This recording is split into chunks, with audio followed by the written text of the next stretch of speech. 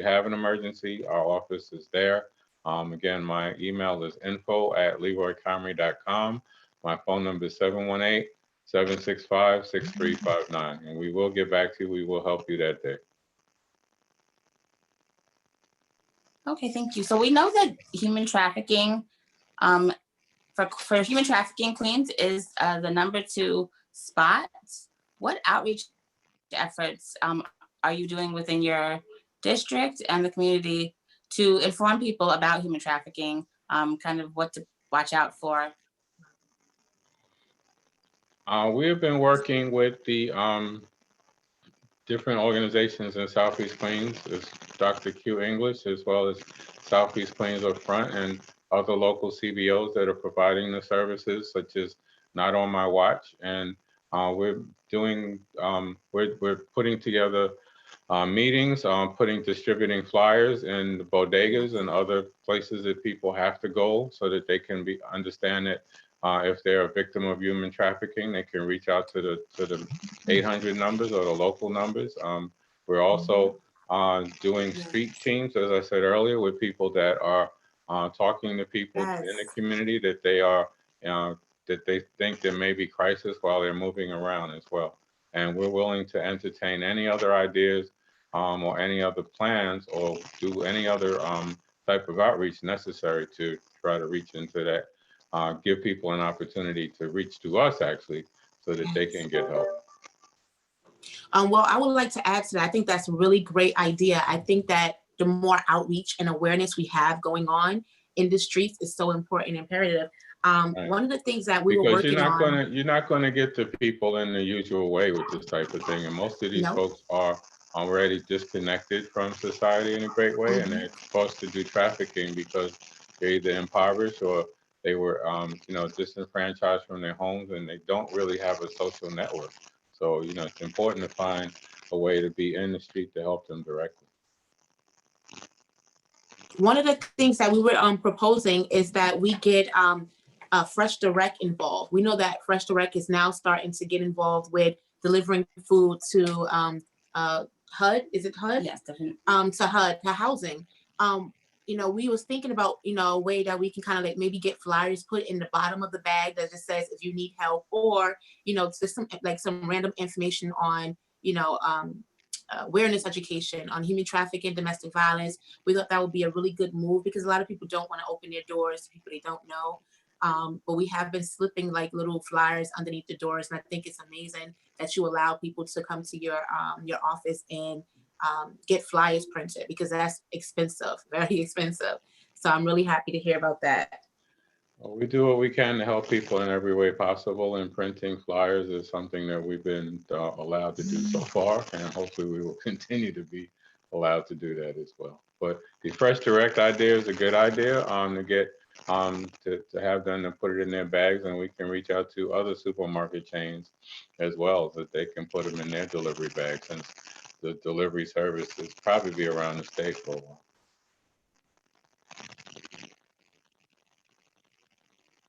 All right, thank you so much.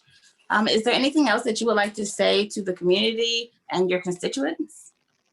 Yes, fill out the census. This is critical that no matter what your status is or no matter what you're doing, you have to fill out the census, especially if you're an immigrant.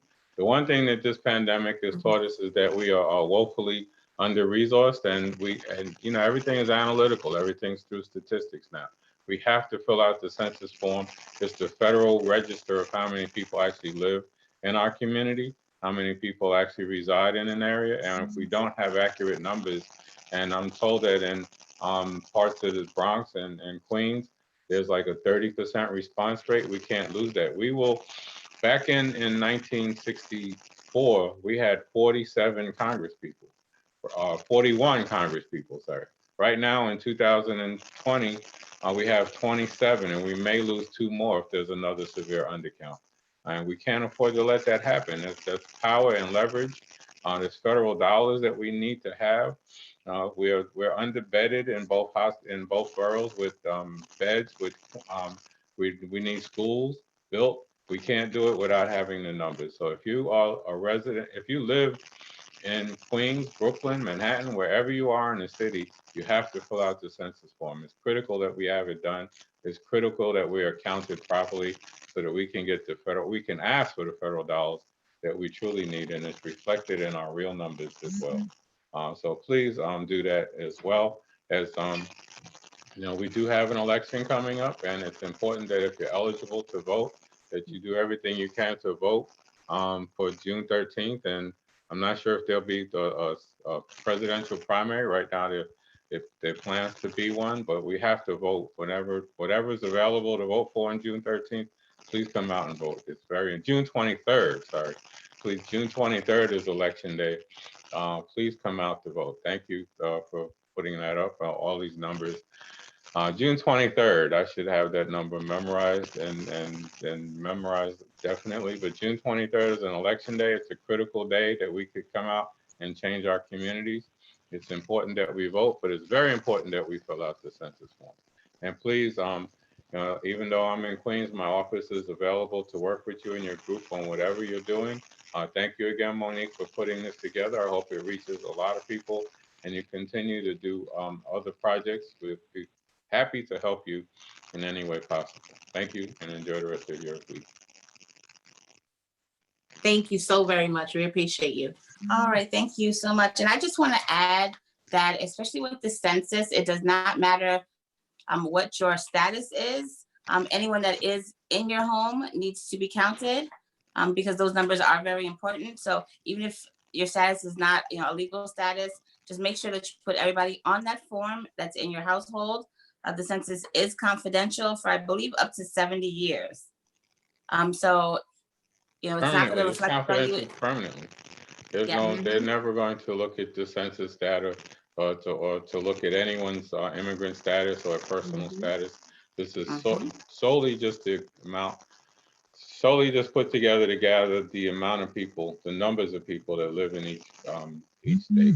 And that's solely what it's for. And if you look at the other states, the census was developed back in the early 1800s once the West was developed, and they wanted to try to equalize resources, and they developed the census to create that because they have much higher response rates in Utah and in Texas than they have in the blue states because they know that blue states don't respond because of the density. So we have to change that paradigm. We have to fill out the census. Thank you. All right, thank you so much for joining us this evening and giving us all that information. Up next, we have our human trafficking panel. And this is going to consist of Ms. Bettina Hauser. She's a human trafficking advocate as well as a survivor.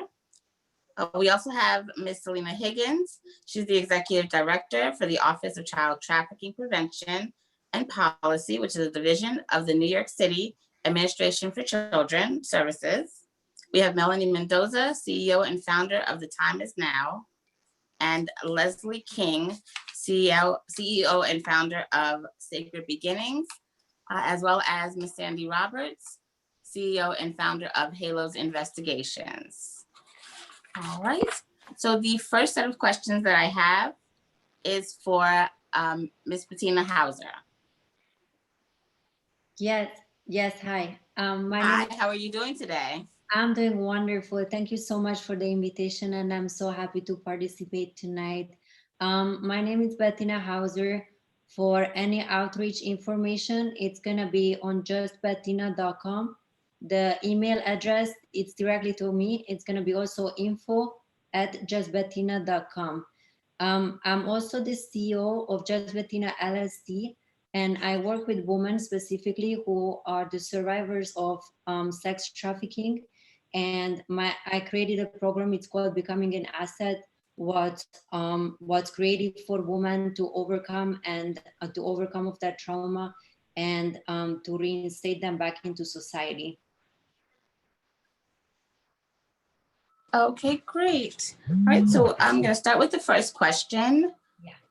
It's what type of relief funding and resources would most benefit those participating in sex work, particularly those who have turned to sex work due to lack of food, shelter, and other basic needs?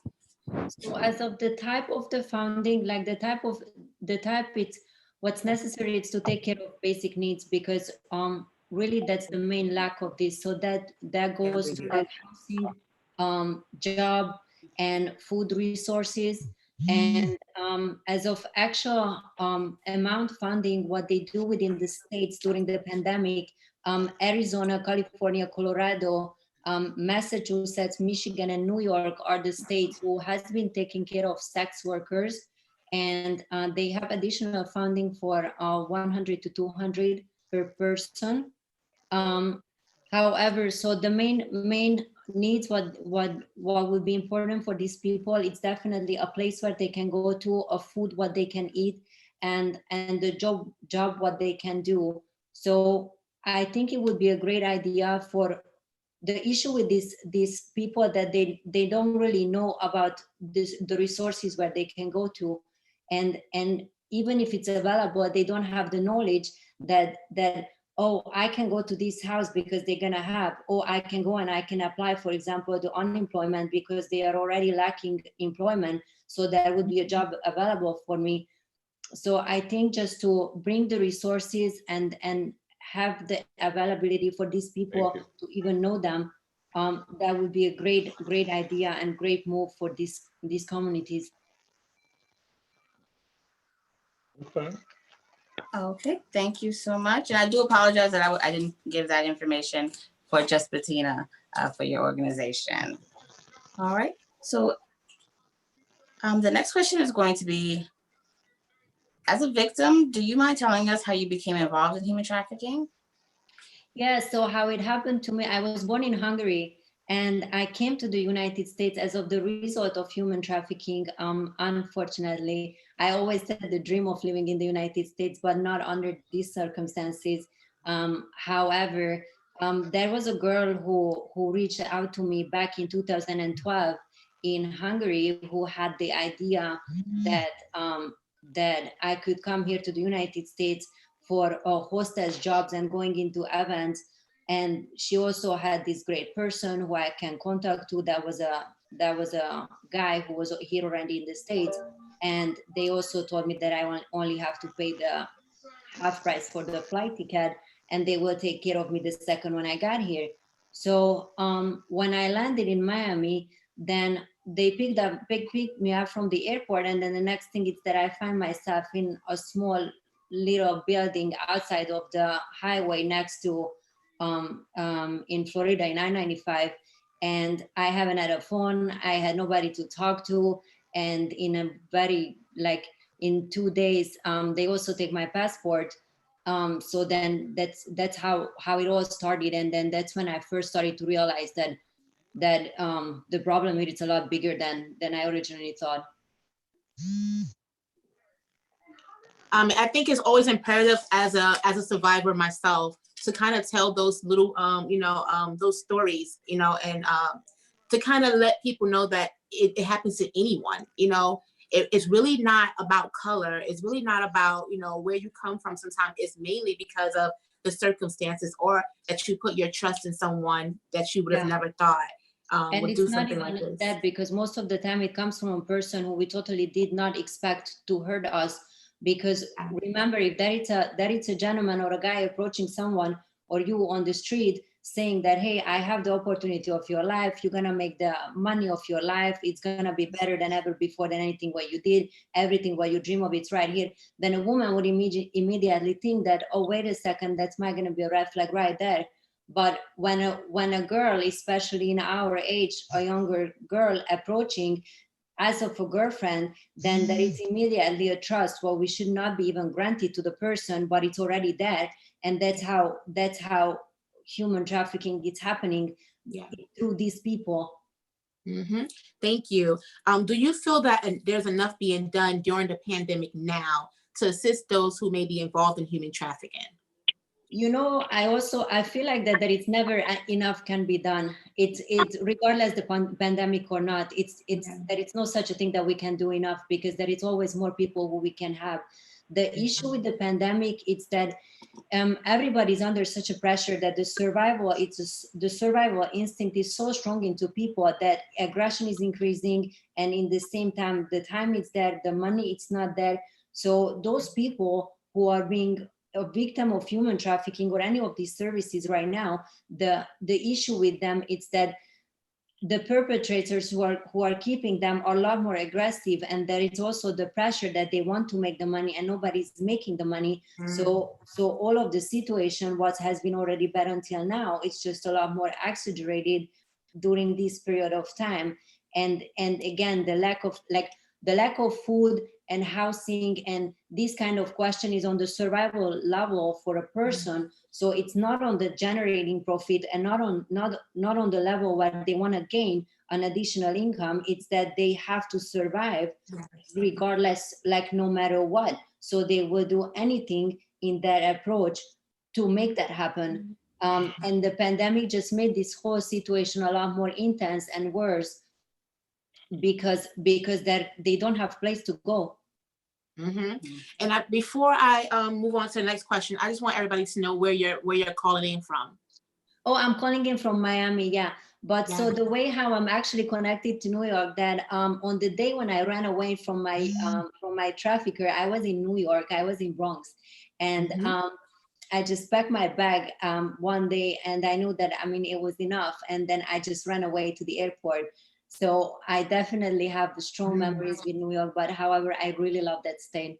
Yes, thank you for sharing that, because a lot of people, they believe that it's only happening in foreign countries. It's not someone coming from, like Hungary or someplace, and they're coming to the Bronx. They feel like if they are coming here, they're in like underground, or there's some kind of cave or something like that. It's right here under our nose. It's and so right, how important, right in this years, because I always would have thought that in 1990s, if it happened, that it happened, but we passed that period of time. But no, it's in recent years, it's today, it's in this country, and it's still happening. So we very actively have to work on that and repair people and do everything in our power what we can. Right. And so that leads to the next question. Given your experience, what initiative would you put into effect to protect and support those who are victims of trafficking during the pandemic? Like, what would you draw up if you had the opportunity to? I think that the personal outreach probably is the most important, because when Yes. I knew that I was there and I find myself in the situation, even that I see the 800 numbers, I don't call because I'm scared. I don't know who is gonna pick up. And also perpetrators, very often telling to the victims that I have people everywhere, I can reach to everywhere. So they are scared. These women, these people are there in the situation being very scared. But if there would be a person who comes to me and tells me that, hey, I have a solution for you, I can give you a job, I can give you a housing opportunity, I know that there is a future after what you do, then that's probably the strongest will or power what somebody can do. So every task force who is out there working and going and getting people, probably they do the most difficult and the hardest work for this, because my program, I work with ladies who are already away and they are already ready to go to therapy and ready to head to their successful part of their life back again. But we need to go through first on that phase when we have to take them away from the situation what they are in. Yes. So do you think that it's so like you said, awareness is key, outreach is key. What type of resources would be needed for victims who want to come out the lifestyle but don't really know how to re-enter society? Like, what was some of the issues that you may have had coming back in? I feel like the therapy, it's a crucial part of it, because people are so confused when something like this happens. Then even when the moment when they get away, there it's a lot of confusion in one person's life, because before, the same person or the same woman, and I know it happens to men too, I know that it's a lot more frequent to women, but I know that both genders are involved. I just know that the person it's so confused at that stage. So there needs to be a guidance, there needs to be a way how we have them to come back into society, and we also should train the society how to expect these people to come back, because Yes. it's a lot more important when I had very hard time with it for even years after the trafficking experience ended, to go into a new society and into a new environment and think that I work as much as other people do, and that's just so crazy. So the society has to be acceptable for the victims, and just as much as a victim has to be trained and taught how to go back to society and be ready for this meeting again. Absolutely. And I too can attest to that too.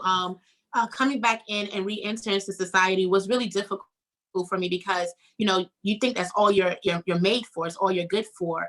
And you don't really have any other skills other than what you have been doing.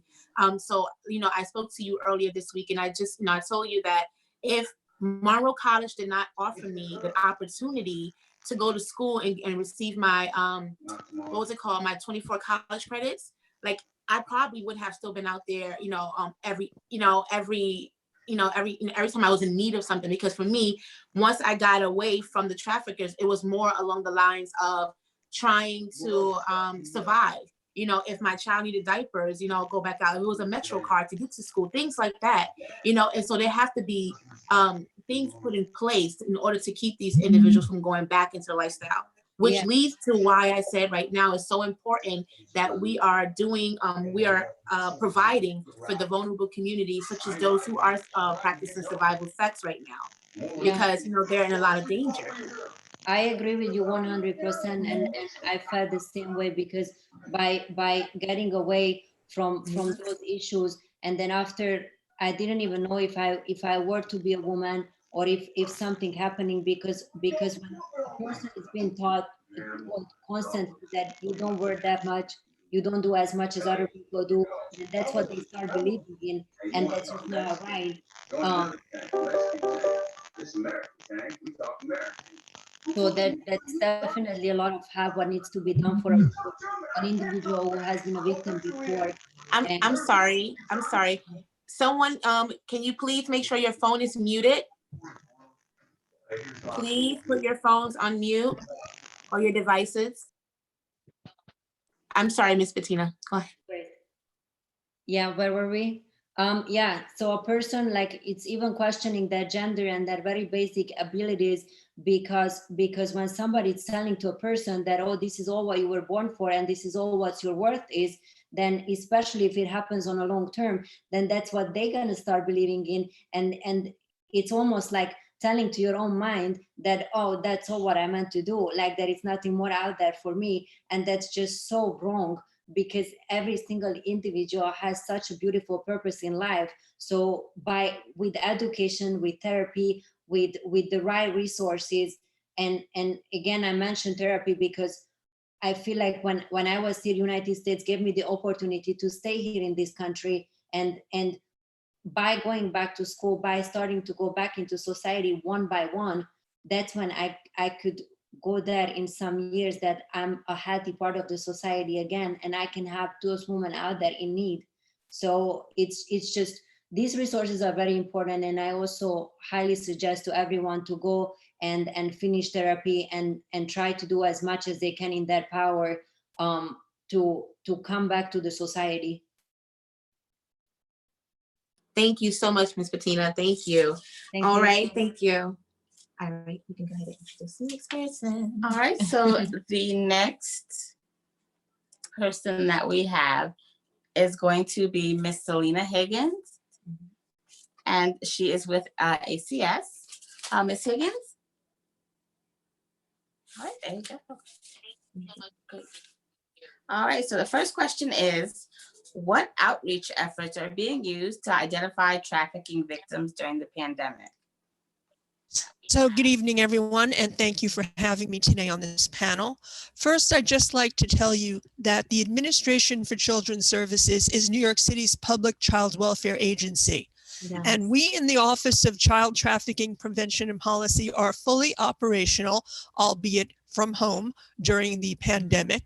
but we're available for responses to all inquiries, for resource referrals, tattoo removal requests, provision of guidance and technical assistance. Case consultation is available, and this is not just on ACS cases, but we also administrate the New York City Safe Harbor program. So we are available to anyone who's trafficked, who's in need. We're also available for training in any web-based environment because our in-person trainings are on hold. And in fact, I trained 71 school social workers yesterday via Microsoft Teams. So if you're interested in trafficking training, we are available. And part of the training is because that's part of those outreach efforts that are being used to identify trafficking victims. So the first thing that we do at ACS is we screen. Every child that comes through the child welfare system is screened using the mandated New York State screening tools, which we have put into an electronic database called the Child Trafficking Database.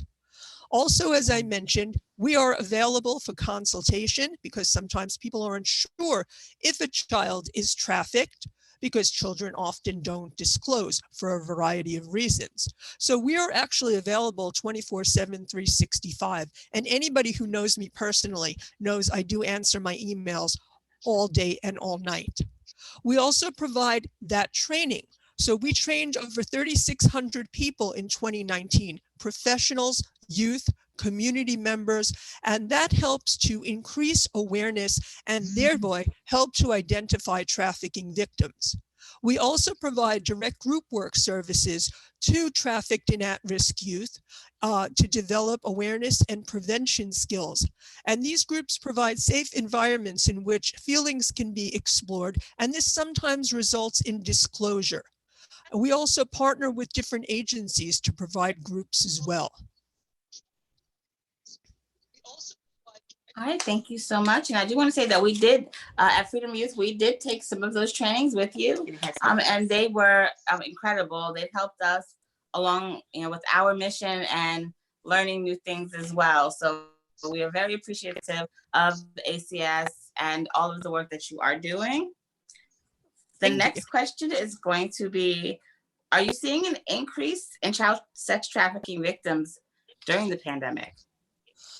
Well, no, actually, we haven't seen an increase, but I really think it's too soon to tell because the pandemic was only identified at the end of February. So although we haven't seen an increase in the victims, we are monitoring very, very closely. We do, however, have a lot of concerns about an increase in internet trafficking. And so Shared Hope International, who is a leader in juvenile sex trafficking awareness, posted on their website that porn companies are offering free viewings of their content in selected countries. So I did some research on this, and truly, Pornhub is letting viewers watch 30 days free of their content. But from what I can see, it's in Europe. But in Italy, it's up 57% of viewing. In France, 36% of viewing. And in Spain, 61% of porn viewing is up because of this. Now, according to Google Analytics, porn searches skyrocket by 4,700% when kids are out of school. Wow. Yeah. So now kids are trapped at home, and guess what's going to happen? Can I have a question? Yes. Yeah, so I never had an idea, period, at all, that Pornhub is actually using content what's not being controlled before, or it's not coming from sources what has been checked before. So now that I'm reading this news and now I'm getting updated on the Pornhub topic, now I know about it, but before I had no idea, and I always was so firmly confirmed that this is controlled content. Yeah, this is a really big issue. We have also been trying to do a lot of outreach and awareness via digital, talking to parents, meeting up with local children, to kind of just basically let them know that, this is what's happening. Sharing content with them is so important that we, up and beef up our outreach efforts at this time, especially pertaining to remote learning, and definitely putting content out there to let people know what human trafficking is, and ways to stay safe. I do want to mention that there is some upcoming legislation. Everybody cross your fingers. It's called the Eliminating Abusive and Rampant Neglect of Interactive Technologies Act, EARN IT, EARNIT. And we're hoping that this will improve protections for children by establishing best practices for the technology section to combat online child exploitation. So go ahead and Google EARN IT. Okay, great, great information. Thank you so much. All right, so the next question is, what is being done to protect the children and young adults who may have underlying health conditions from contracting COVID-19 that are in group homes or in foster homes? So we in the New York City child welfare system are working diligently to protect our very, very vulnerable youth. So at the residentials, we're screening all youth and quarantining those who return from being off campus. We call that AWOC, away without consent, which replaced the term AWOL. Also, when youth present with symptoms, there's isolation units where they are separated and treated by healthcare providers so as not to impact upon the other youth. They're providing staff with personal protection equipment, masks and gloves and disinfectant. And all youth who are returning from AWOC are first assessed, and based upon clinical presentation, they're placed in either isolation cottage or sent to a quarantine cottage. There are constant vitals and temperature checks when the youth returns from AWOC and for 2 weeks thereafter. And this is across the board for all youth, having nothing to do with any specific health concern. Close monitoring by on-site nurses, separate apartments for the youth who are symptomatic who need quarantine, staggered times in common areas to provide spacing. All of the staff are wearing masks and constantly encouraging youth to wear the masks, sort of lead by doing themselves to demonstrate. So ACS itself has published very special web pages with information for the public, which are available in 10 languages in addition to English. So we publish in Arabic, Bengali, Chinese, French, Korean, Haitian Creole, Polish, Russian, Spanish, and Urdu. I noticed before that the Assembly mentioned the need for French and Arabic, and we do publish in those languages. And if anybody needs publications in additional languages, we have an interpretation and translation service, and this can occur. Also, our child trafficking brochures, which are available by contacting me, look like this, are actually available in all those languages and yet more. But the web pages are very special because they have information on what to do in case your child gets sick, what to do in case, a plan for your child in case you get sick, caring for children with symptoms at home, childcare assistance and resources, access to food, access to free Wi-Fi, face coverings, and mentioned before, housing assistance, rent arrears assistance, and eviction prevention, because that was one of the topics that you mentioned to the Assemblyman earlier. Also free mental health services and drug and alcohol treatment and supports. We also have a very specific page just for youth upcoming this week. So we want to make sure to provide as much information as possible to support youth and their families in these very challenging times. Thank you so much. I did want to just speak to the fact that you guys are doing something about making sure that the children who are in foster care, as well as in the different group homes, are being kept safe, because we have heard a few reports from other states letting us know that these kids are being kicked out of their homes just because they are COVID-19 positive. So we do want to, kind of congratulate you on making sure that those kids are safe here in New York City. Hopefully we're able to work with other states to be able to make sure that the kids in all states are protected. I agree. I mean, our mission is to protect children and to provide for their well-being. So I can't imagine any child welfare agency not following suit. Yes, absolutely. I was wondering, is Melanie on? Melanie is a foster parent, and she's just talking from where her experiences have been so far. And what she was saying is that parents or people who are taking them, the foster parents who are taking them in, or are finding out that these individuals are coming into their homes COVID-19 positive, and they are being sent back to DCF centers where they are staying in like buildings with mats and cots. But this is happening where she is from. And we want to congratulate ACS here in New York for doing the right thing and for always protecting our children. And I really would like her to come on and be able to speak to that when it's her turn. Yes. All right.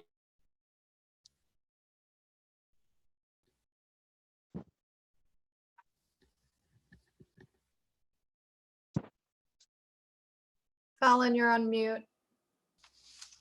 All right, thank you. So for those who are AWOL or AWOC, which is what you said the new term is, and are turning to survival sex, what extra steps or measures in their safety plan are being included to further protect them from traffickers that are targeting youth as well as COVID-19? Well, this is always very, very difficult because the one person who can keep youth safe is the youth, no matter what we do. But we do things to try and protect the youth. First of all, especially with the youth who are returning from AWOC, who are perpetual AWOCers, so to speak. So information sharing is key. They need to maintain social distancing and wear the masks when in public, and to remind them to avoid strangers and avoid people that they don't regularly reside with, because you don't know where or who these other people have been in contact with, because it only takes one microbe of the virus to infect. We also send out a lot of information to our providers to keep them empowered to share with the youth a variety of provider and teen-focused resource guides that reflect COVID service availability, because there have been some changes in service. The residentials are notifying law enforcement and the AWOC team and the National Center for Missing and Exploited Children rapidly, right away. They're reaching out to the families, and they monitor the social media pages of the youth to maintain contact. They give the youth masks and gloves and hand sanitizer. Consistent outreach via text, FaceTime, Instagram, asking them about symptoms on a regular basis, and access to medical staff who can do phone and FaceTime sessions at more varied times. So we try and maintain connectedness with the youth when they're not on site. All right, thank you so much for answering those questions and for joining us. We're going to move on to the next panelist. Ms. Roberts, Sandy Roberts.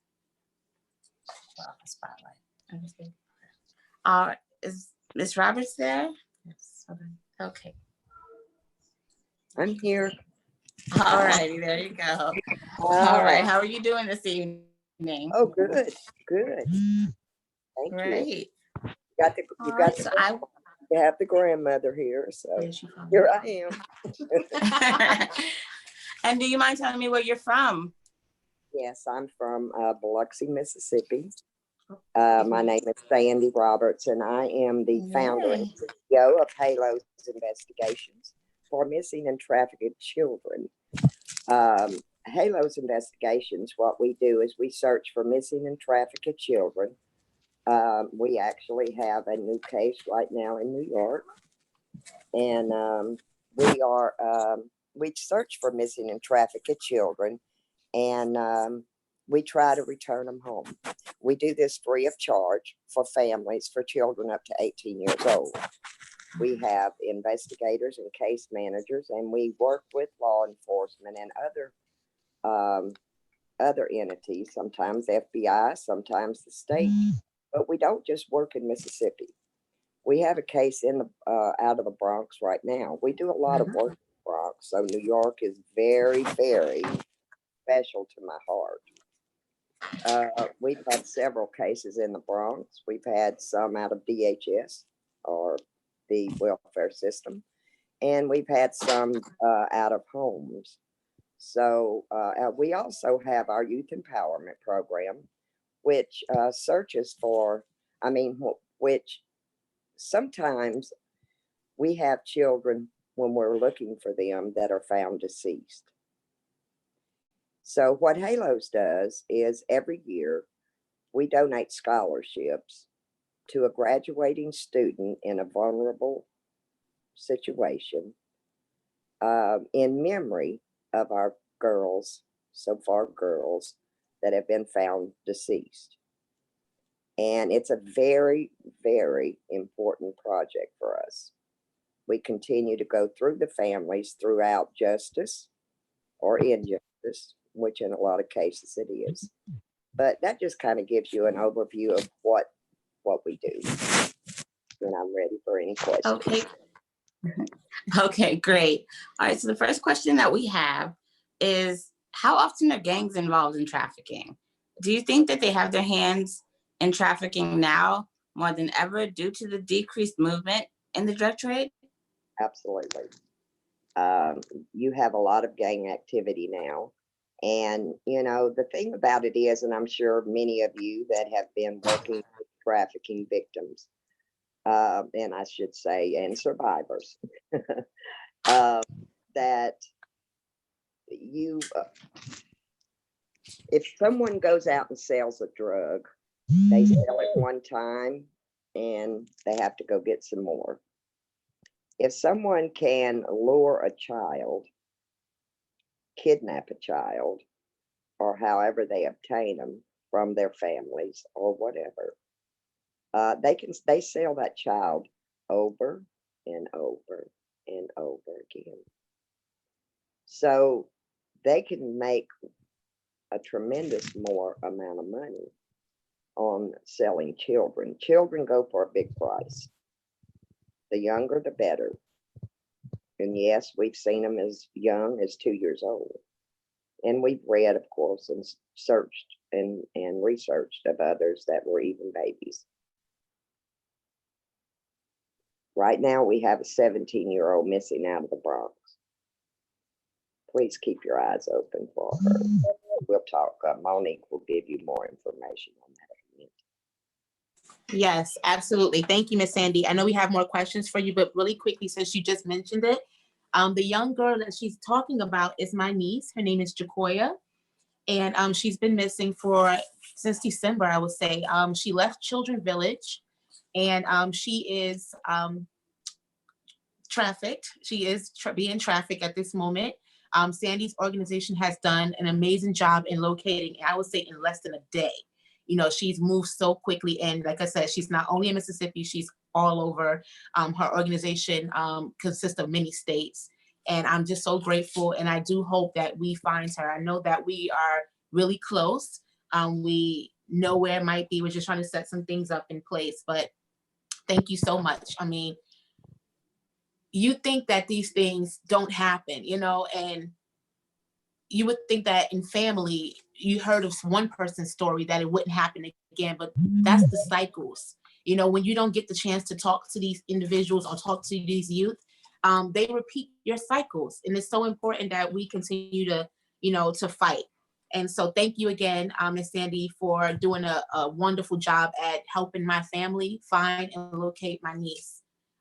Please be on the lookout. She is 17 years old. Her name is Jacoya. She is somewhere within the Bronx location. And that's as much as I can give you at this moment. Thank you. All right. So our next question is going to be, do you feel that remote learning students are more vulnerable now during the pandemic than they were previously? Well, I definitely think that they are at a higher risk of vulnerability because they're on the internet so much. However, our children are vulnerable every single day because unfortunately today's world, whenever they're 2 years old, 3 years old, we hand them a tablet. Their connection to the outside world is immediate. I have a 3-year-old granddaughter, great granddaughter, that can go pull YouTube up in a second, quicker than I can. And I constantly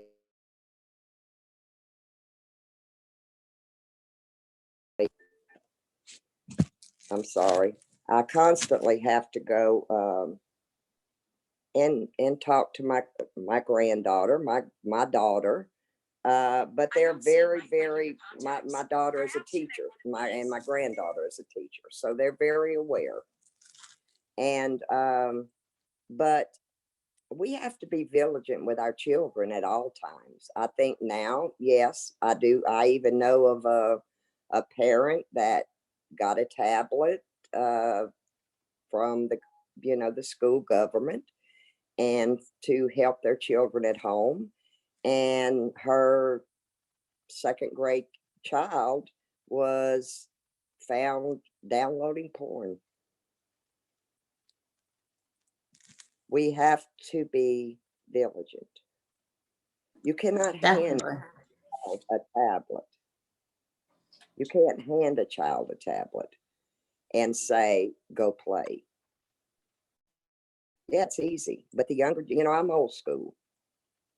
So we're going to talk it like it is. Our younger generation, and believe me, I'm talking about my daughters, granddaughters, whatever. It's a lot easier to come home. You're busy. You've worked all day. You're tired. Go tell the kid, go play on your tablet, go play your game. And so if you don't have time for them, I can promise you there are many out there that do. And they will make time for it. They will have them playing in game rooms. They will put them in private chats. They will get, as the young woman that from the welfare department was saying, our children are vulnerable. They know how to do things. They'll be talked into it. You can, kids, they get on there, they want to buy things with Bitcoins or with Cash App or with this or with that. Well, what do you think the predators are doing? They play with them in are you there? We're here. Okay. They play with you in a game and say, oh, I'll give you some more. So yes, our kids are vulnerable, but please, parents, don't think that when this, when and if this pandemic passes, that your children are going to be safer, because they're not. Because this is big business. It's an epidemic. It's getting more and more. We get constant calls, and it's all over the United States, everywhere. There's no little community, and our vulnerable communities are at a more risk. And if you have a question on that, I would love to address that issue. All right, thank you. So have you seen an increase in the number of children that have been reported missing in Mississippi No, during the pandemic? not in Mississippi or in other states, because we do, we do everywhere. Okay. So we haven't seen an increase at all. But what we have seen an increase in is child pornography. Mm-hmm. Child pornography, because the children are being lured to take a picture. If it's just a little girl that absolutely has nothing, they'll still get them to take their shirts off, get a picture, and then of course they put it on the, on the web and the dark web, and they sell them that way. Yes. And then once they get them trapped, they actually will get them to do sexual behavior on camera. On camera, yes. And you know what I'm saying. Mhm. Very, very things that children have no idea about. But they film it. And let me tell you something about the internet. Whenever they access the mic,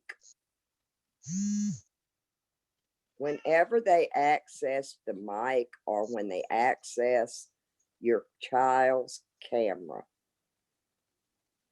do you know that your child can actually be, their camera can be hacked into? Many of Definitely. they're hacking in. These kids get on there and they talk to their friends. If they get a predator on there are predators now that are hacking into their cameras. So that way, whenever they can watch them all the time. And usually our children are in their bedrooms or in a Mhm. private Yep. space or whatever. And that's why it's so important. I mean, a lot of parents ask me, when is the first time, like when is the best time to start talking to your child about human trafficking or, you know, these type of things? What age would you say? I would say that you start talking in age groups, but whenever they're very young, you of course start talking to them about bad touch. Yep. You know, start talking to them about strangers. They need to know that, but as they grow, you can get into the different stages of it. Yeah. Because so many of our children, they trust our families. Let me tell you, there's a lot of families out there that are trafficking their family's children. There are cases that we found where a brother, an uncle, an aunt, a grandmother was trafficking their children. You talk about how older ladies that get drawn into this horrific life are selling themselves because they need rent, they need to feed their children, and that is so true, and so that's such a sad thing. But now they're actually selling their children. They're selling them through pornography because they can do acts on their own children, and they can sell it on the web and make a good price. You have some that are trying to pay their rent. You have some that are trying to eat. You have others that are trying to supply their drug habits. Yep. We have heard of things like this. You know, and certain sites that they particularly use to do it. You know, unfortunately, you know, Pornhub has shown some of these videos, which is why they're being called out. You know, Yes, they have. human trafficking does not just take place with, it does not always have to be sex. You know, sometimes it could be strangulation for pay, where I strangle you, you know, for 3 minutes, you know, and you'll get $50, $100. You know, it's a lot more than than most people think who've never experienced it. And I think that is so important that you guys all know that, all of the viewers, it's not just sex. You know, it's porn. Is for, what was the other thing that the guy had said from HSI? Where they're abducting young boys for sacrifices. It's a lot more than we want to sit and hear about most times. A lot of people don't want to talk about it, but it's so important that we do, and that we make parents aware. And let me thank tell you, boys are a big commodity. Yes. And boys right now, the going age for boys for trafficking is 10 to 12 years old. Wow. And they are in high demand. They're paying top dollar for them. Yeah. We've had boys that have been rescued that were lured online, in game rooms, in chat rooms. And it happens. So people need to be aware, oh, well, this is not a little girl thing. This is boys, girls, babies, of all ages. Yep. and in every community. Don't think that Yes. because you live in a community of 700 people that it's not going to happen to you because it only happens in New York City. It doesn't. It happens everywhere. Thank the- you.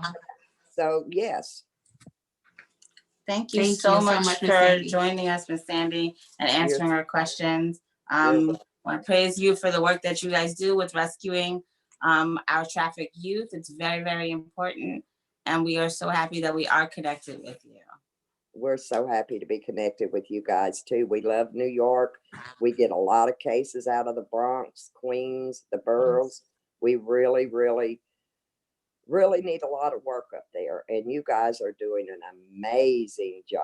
I don't connect with a whole lot because we are so busy ourselves, but you guys are doing such an amazing job. You certainly are to be commended and to be recognized, and I hope many people do. Thank you. Thank you so much. All right, so that is the end of our human trafficking panel. The next panel that we are going to have is the domestic violence and sexual assault panel with Ms. Delia Elliott, the CEO and founder of I Am Her Voice Ministry, as well as Dr. Sana Lim. She's an assistant professor at NYU Langone, and she's currently leading the gender equity scientific track at the Department of Population Health section for health equity. All right, so Who you started?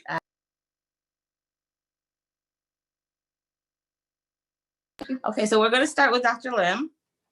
How are you doing today? Good. How are you? Can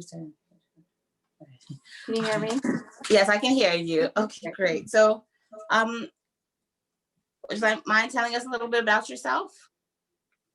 Sure. So I work at the NYU School of Medicine, which is a center that's obviously focused heavily on medicine. I'm one of the rare folks that do more social and behavioral sciences as opposed to biomedicine. And I work at the section for health equity. And we're very serious about doing community engaged research, meaning we involve community partners from the beginning of the process all the way towards the end, even when we're disseminating the results and writing up manuscripts for publication.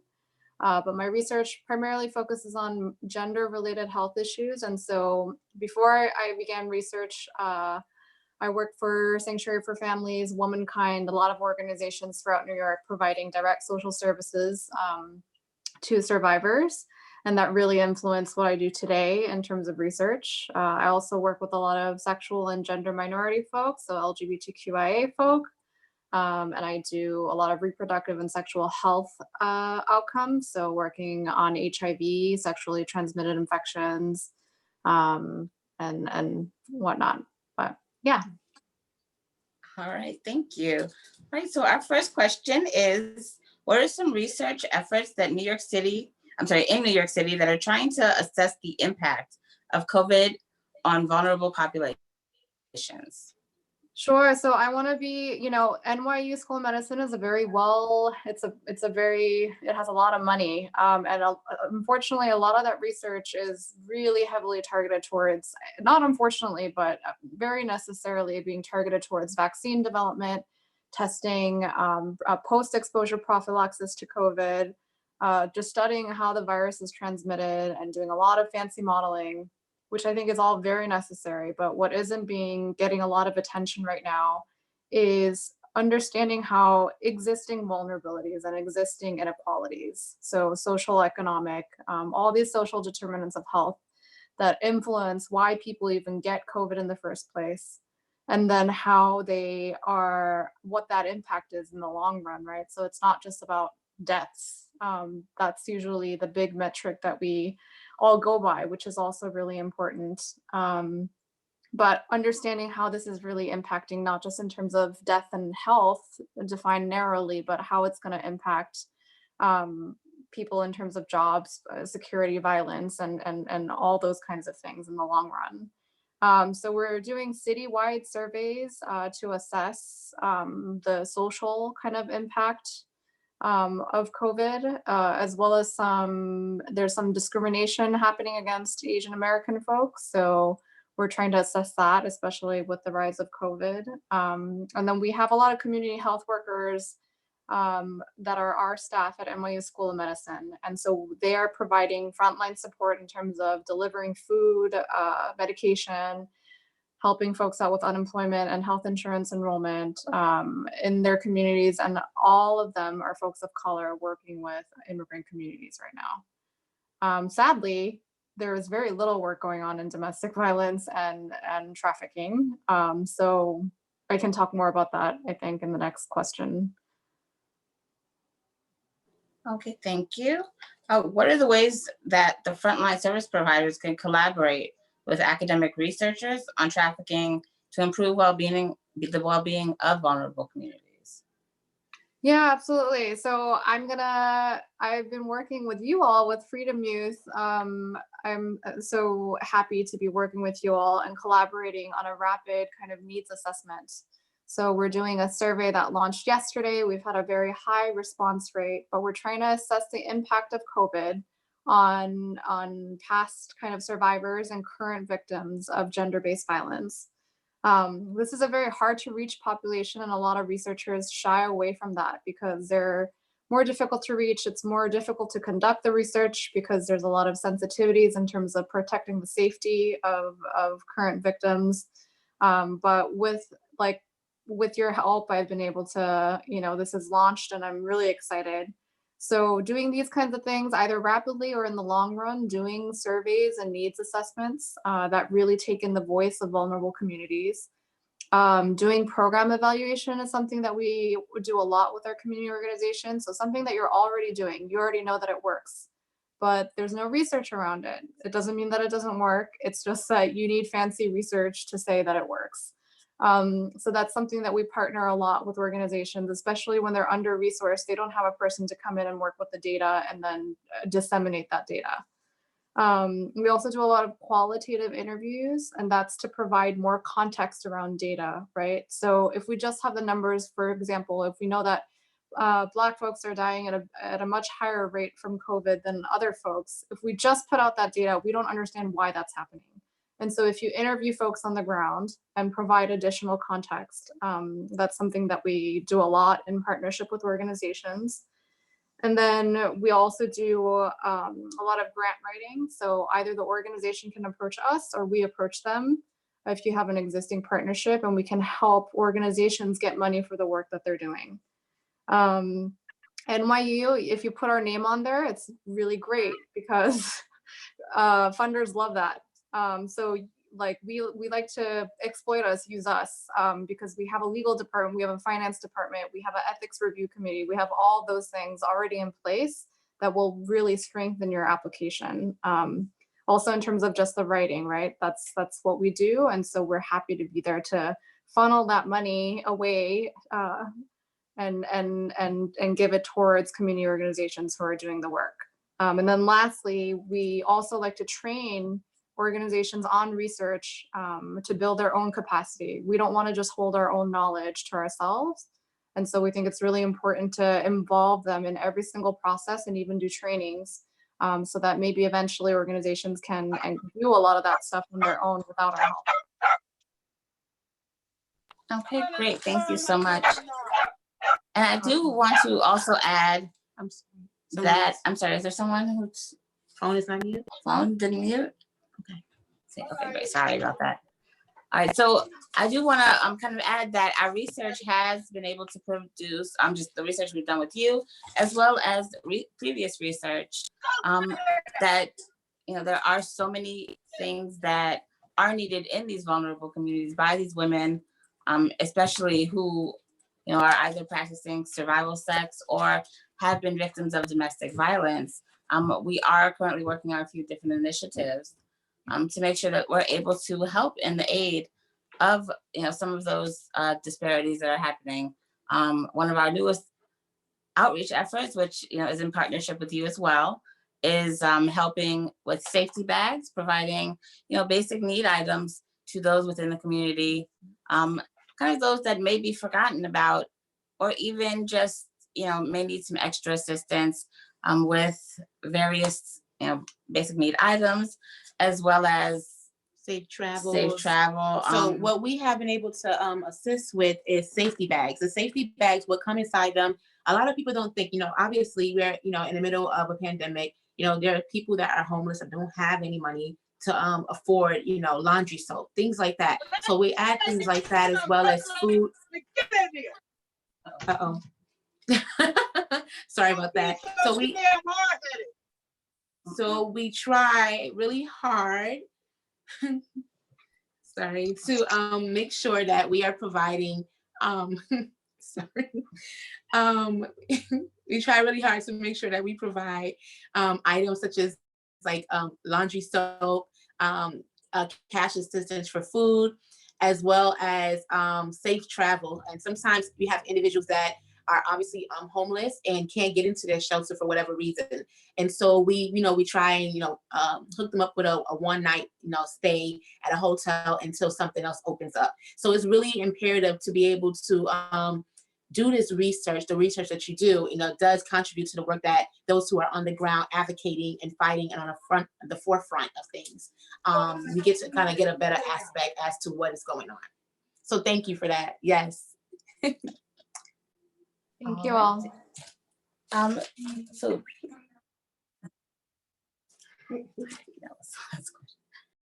all right, thank you so much, Dr. Lim, for joining us today. All right, so we're actually going to jump back into the human trafficking panel really quickly. We have Miss Leslie King with us, and she is the CEO and founder of Sacred Beginnings. Hi, Leslie, hello. are you with us? Yep, I'm with you. How are you? I'm good. How are you? I'm great, thank you. All right. So the first question that I have is, due to the current state of the economy, would you say that the community can see a rise, your community has seen a rise in human trafficking? Yes, we have. Yes, we have. Would you be able to elaborate on that? Yes. Due to the pandemic, a lot of places are closing. The police really aren't arresting people in our city. And the women that are out there, it's like they have no clue really on how serious this is. And a lot of them out there, they have to pay their bills, substance abuse, and this list goes on. So yeah, it's gotten worse here. Okay, thank you. Uh-huh. I know that you run a safe house for women. Do you mind telling me what your experience has been since the beginning of the pandemic? I have two safe havens here in Grand Rapids, Michigan, and the women both homes are filled, and the women are very afraid. The seriousness of what's really going on has really struck them, and both homes are on lockdown. I get a lot of calls from area agencies to see if I have any openings, which we do have openings, but the only way we'll take someone is if they were in a treatment center, like substance abuse, mental health centers, and they've been there for a while and have been checked out by a doctor. Then we will admit them into our program. I also see in the homes that we run, how the women that are there are really educating themselves on the pandemic. And they're spreading the word on that with families and other friends. And they're also helping with putting together blessed bags for our outreach, that we go out on the streets and meet the women out there right where they are. All right, thank you so much. Uh-huh. Do you mind telling us just a little bit about your organization and what it is you do? I'm also a survivor. I was sold into the lifestyle at the age of 15, and I was in it over 20 years. July 5th I'll be out 20 years. And I founded Sacred Beginnings in 2003 because there was no place for women like myself. I mean, yeah, we have the treatment centers for drug abuse, alcohol, but nothing for prostitution. So July 4th, I got out of the life, got myself together, and I founded Sacred Beginnings by just one house. And I went out on the streets with blessed bags, meeting the women right there, talking with them, giving them resources, giving them things they need in that bag just to survive. And that just expanded. So we go out, we talk with the women, we give them much needed information and just meet them where they are. And when they're ready, they'll call. We don't go out and judge. We just go out and meet them where they are. And when they're ready, they'll call and we'll get them into a treatment center or detox and walk them through that. And once they graduate from that program, then if they want, they can come up to Sacred Beginnings, which is a 2-year residential program teaching the women how to live in today's society. And what we do is we deprogram from this belief system and reprogram them into this culture, into working, into life skills, into health.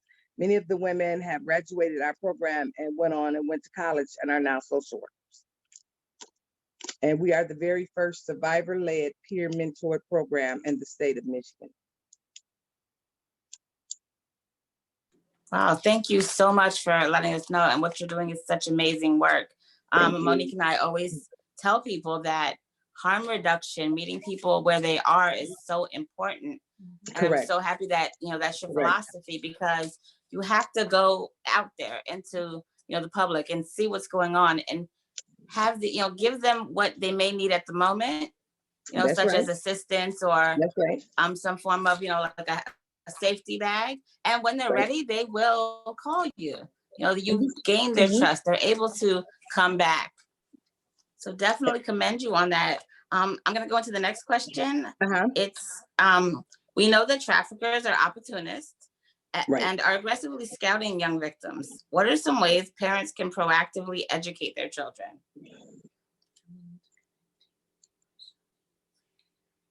I'm gonna use myself because I have granddaughters. Age appropriate, I talk with my granddaughters about trafficking. I tell people, talk with your children. Don't be afraid. Don't say, well, she's too young. It's never too young. Matter of fact, the younger they are, the more a trafficker can get for that child. Watch what they're doing on this internet. And a lot of times the parents are looking for males. Traffickers aren't always males. Majority of the traffickers are females that will come and get your child and take your child over to the male. So I tell people, teach them. Watch what they're doing. Watch what they're saying. Know the sites that these children are going into. And sit right there. While they're on their tablets or whatever, sit right there. Know what they're doing. And don't be afraid. I tell a lot of people, don't be afraid. Just be alert. I definitely agree with you so much. Along with women, a lot of people aren't realizing that there are other teens that are recruiting teens into this lifestyle. That's right. And that's something that, as a parent myself, I tell my child all of the time, you have to look out for your peers as well. That's because right. traffickers are using these, young children or other children to, make it seem like, oh, you're just becoming my friend. But next thing you know, they're in the trafficking lifestyle. So we want to make sure that all parents are aware of, what's going on, and knowing that a trafficker can be anyone. That's right. That's right. And they're younger and younger. I call them young bottoms. That's what they are. All right. Well, thank you so much, Miss Leslie. You're welcome. It was a pleasure. Thank you. All right, so the next person we're going to speak to is Miss Delia Edwards. Delia, are you? Okay, there you go. Great. All right. So the first question that I have for you is, hi, do you mind introducing yourself? Oh, We can't hear you. Please. Totally cool. There we go. Can you hear me now? Yes. Okay, hello, finally. I was getting restless here. My name is Delia Elliott. I am from St. Paul, Minnesota, CEO and founder of I Am Her Voice Ministries. It's a women's support group for survivors of domestic abuse. And it's for women who not yet have a voice to speak out. So we give them that. I bring awareness. I'm an advocate for domestic abuse. I bring awareness. I educate and speak out against domestic abuse. The women's group offer healing, empowerment, and restoration. Okay, thank you. All right. So the first question we have is, do you feel that social distancing rules are making those victims of domestic violence and sexual assault more vulnerable and less protected? Absolutely, I do. At this time right now with COVID-19 going on, I want to say that, although we're being not isolated, but we're being what they call it, quarantine and stay at home, shelter in place, it decreases it decreases, us from getting, the virus and things of that sort, but it increases domestic abuse. So while people are isolated in their homes and quarantine, they're in there with the predator. So yes, it makes it very hard where usually they can go out and probably get some air or distance themselves. They're right there in the home, and it's really hard to get out right now. So hopefully I answered that. Good enough for you. No, that was really good, actually. Definitely. Yes. What extra measures do you feel should be in place during this pandemic for these victims who are under the mandatory stay-at-home orders? Well, I thought about that. I don't know about any extra measures, but the same measures that have been taken during the time of domestic abuse, because although we're having a pandemic, domestic abuse is an epidemic, and it happens every single day. Like I think 1 out of 3 women every 2 seconds is being abused. So measures that should be taken is that I just want to let people know that 911 is still open to call. They're still giving out restraining, or where you can get a restraining order and things of that sort.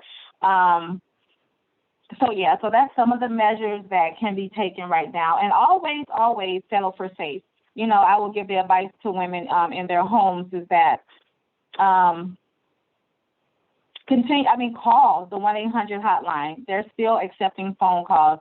Some of the shelters are still open. So that's some of the measures that should be taken so far. Yeah. All right, thank you. Do you mind telling us what your personal experience with domestic violence is? Yes, I am a survivor, overcomer, I like to say. I was in an abusive relationship with my spouse. He wasn't my spouse at first. The abuse started before we got married, but I was 17 years old when I met my ex-husband, and I experienced mental, physical, emotional, sexual, financial abuse. All the above is what I've experienced. So, but I just like to say that, before I got into the relationship with my ex-husband and experienced the abuse started way before that. It started as a child, being raised in a home where that is what I was conditioned to, and that's what I saw, and that's what I thought, love was. And most of the time when people are conditioned or raised in it or or or experiencing with their child, they get older and then they choose someone with that thing that's familiar to them. So that was a normal to me. So I got into an abusive relationship with my husband. We had 4 children together, 5 total, and he abused me. So yeah. Thank you. Okay, thank you so much for sharing. How important do you think it is to raise community awareness on domestic violence, as well as increase the number of wellness checks? I'm sorry, can you repeat? How important do you, okay, no problem, sorry. Do you think it's important to raise community awareness on domestic violence, as well as increase the number of wellness checks that are conducted in homes with a history of domestic violence? Absolutely. I think it's very important. It's just really redundant not to do so. I think it's very important. Domestic violence is a silent killer. It's really horrific.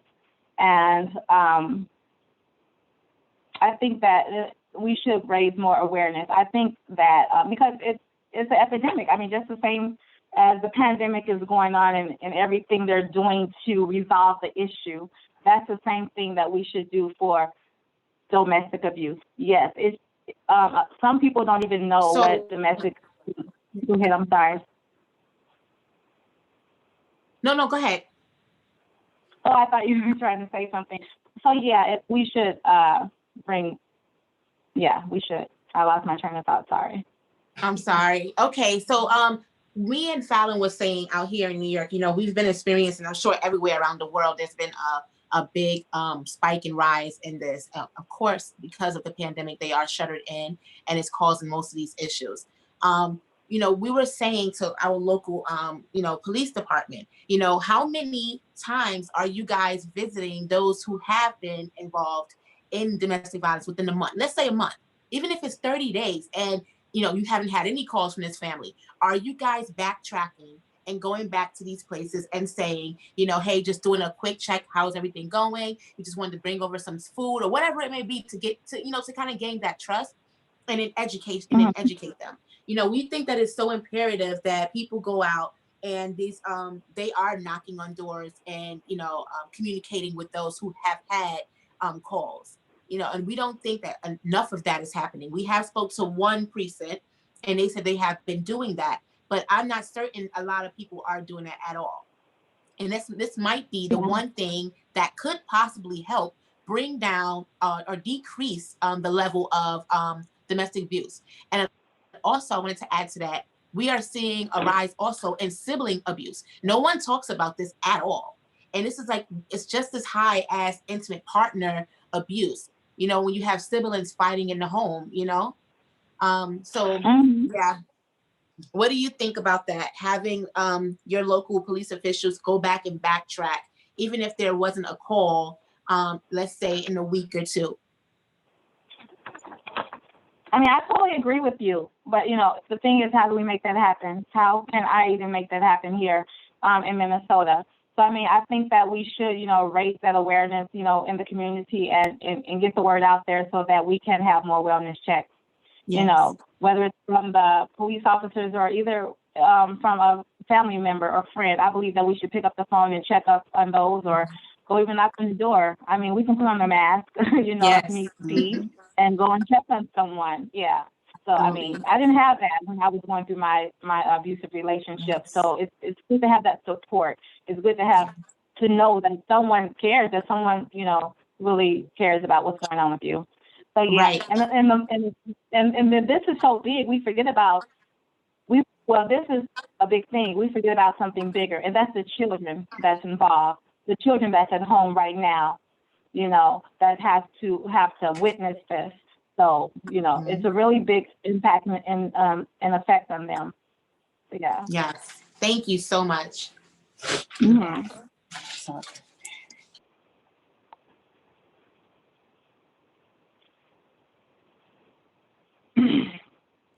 Thank you so much, Ms. Delia, for sharing your story as well as answering those questions. And, thank you for being able to support, other survivors with your program. I think that's very important as well. All right. Thank you so much. Thanks for having me. I really appreciate it. Oh, no problem. Thank you for joining us this evening. Yep. All right, so the next portion that we're gonna have is the panel on criminal reform and incarcerated people. So is Ms.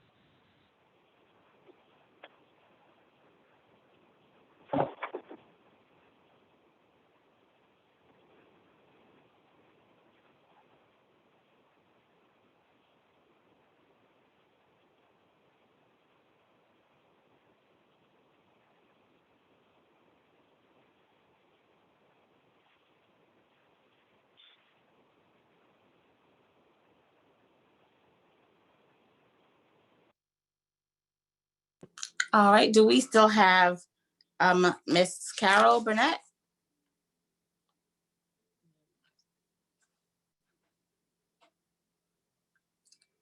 Are you guys there?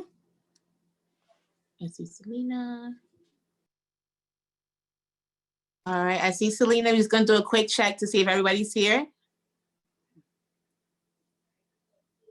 All right, I see Selena. I'm not sure who's Galaxy S10. I see Sanaa, Sandy Roberts.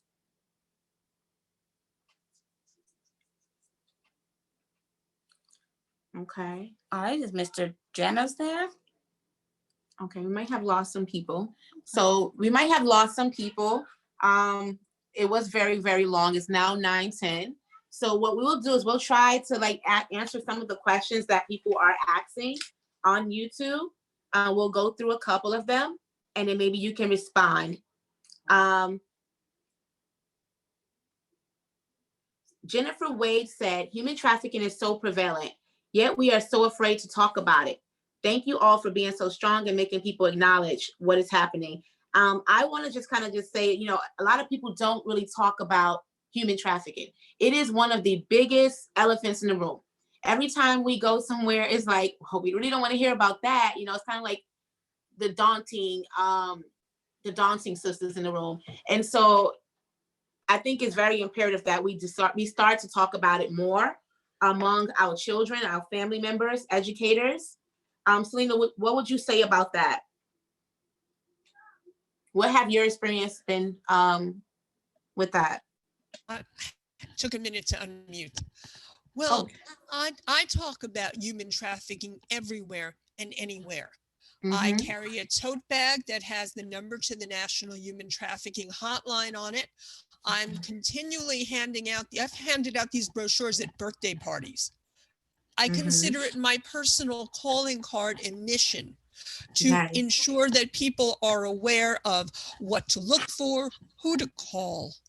But I agree with you. It seems to be a forbidden subject. And I know in doing all the training that I accomplished, a lot of people are very sensitive to talk about sex, S-E-X. All right. And they don't understand that human trafficking is not sex per se, it's sexual abuse. But just to even talk about sex and body parts, it really seems to offend a lot of people. And I've had social workers say to me, I don't know how to start these conversations with youth. And I tell them, just engage with them. Because if you can develop a rapport with youth, if they can feel comfortable with you, if they feel they can trust you, it will come. You don't have to ask, you don't have to intrude, you certainly shouldn't pry. But you should be aware of all of the red flags of human trafficking. And it's not one particular red flag unless you have a disclosure, or if you see something posted out on the web, or there's some form of child sexual abuse involving media, because I don't call it child pornography, because I feel that demeans it and it normalizes it. It's sexual abuse. But unless it's so very blatant, we don't know for sure, because you don't disclose for a wide variety of reasons, because it is trauma.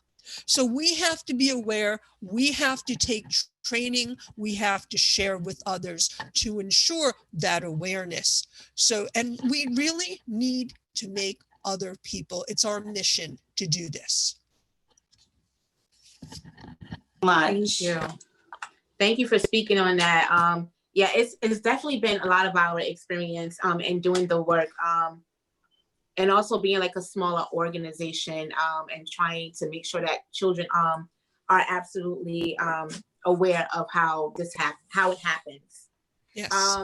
I know that we have had parents that was worried about, the whole child pornography part of that.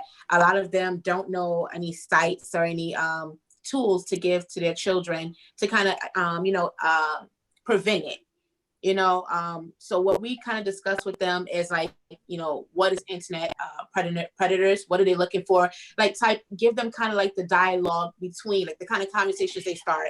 They typically start with, what's your name? I have this for you, or, just come off with incentives and things of that nature.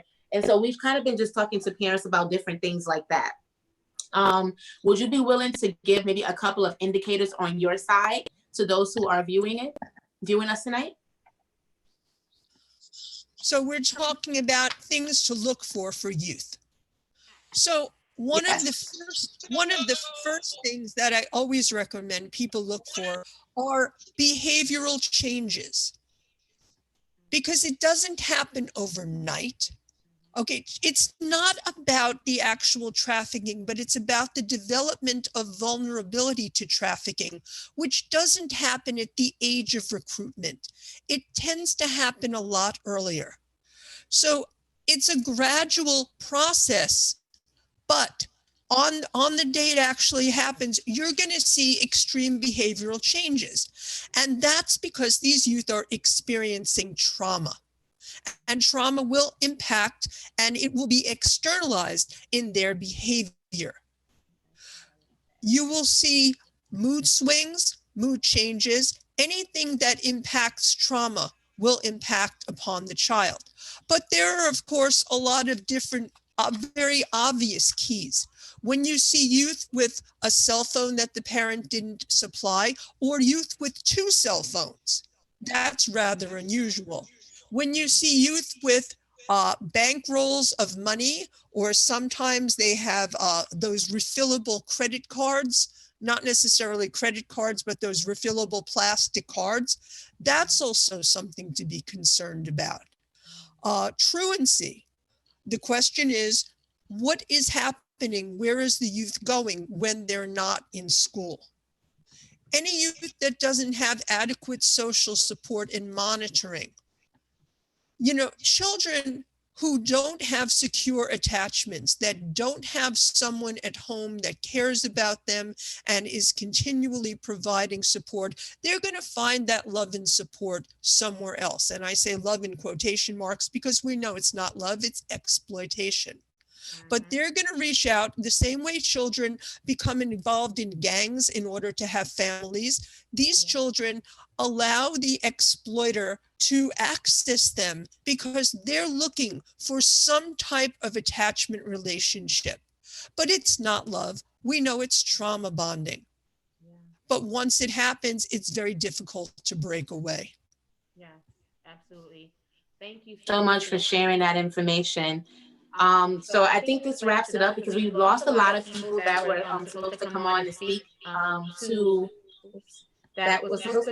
and speak towards incarcerated people. And I think they may be gone at this moment. So we will maybe pick that up at a different time. We know that we ran over our time. We want to be respectful for everyone else.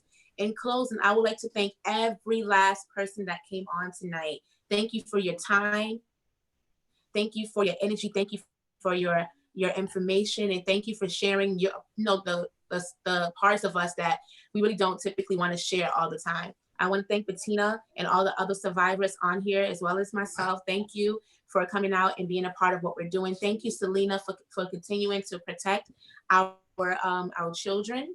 We want to thank Sandy and everyone that's here tonight. I want to talk about, before we close, I want to discuss what we're doing as a task force.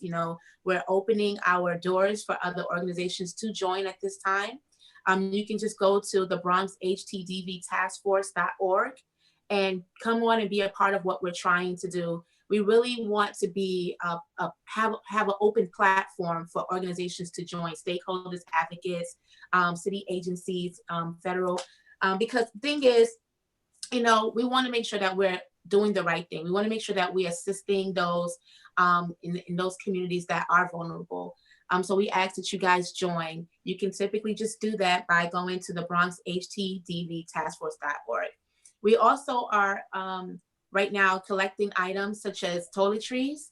We're also collecting food cards or canned food items. Any items that you can give, that will be awesome. Please contact us at 929-367-4754. That is 929-367-4754. All items will go towards the Vulnerable People Project. Hence my shirt in the background here is called the Vulnerable People Project.